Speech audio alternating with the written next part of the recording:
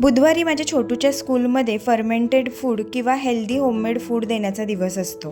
काल दिवसभर बिझी असल्यामुळे इडली किंवा डोशासाठी तांदूळ डाळ भिजवण्याचं विसरून गेले।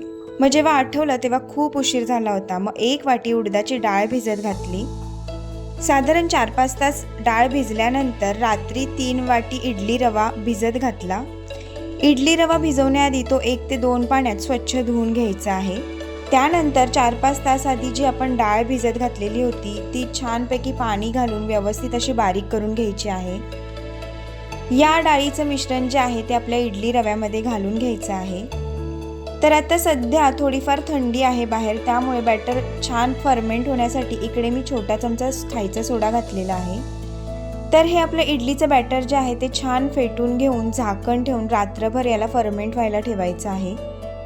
दुसऱ्या दिवशी सकाळी बॅटर जे आहे ते छान फुललेलं आहे। आता याच्यामध्ये चवीनुसार मीठ घालून आपण इडली पात्राला तेल लावून घेणार आहोत आणि त्याच्यामध्ये इडल्या घालून घ्यायच्या आहेत।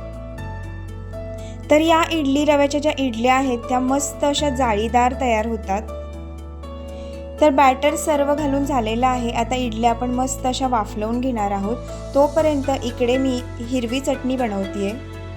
त्यासाठी ओलं खोबरं, लसूण, हिरवी मिरची, कोथिंबीर, चवीनुसार मीठ, थोडीशी गूळ पावडर आणि लिंबाचा रस घातलेला आहे आणि थोडंसं पाणी घालून मिक्सरला चटणी छान अशी बारीक करून घ्यायची आहे।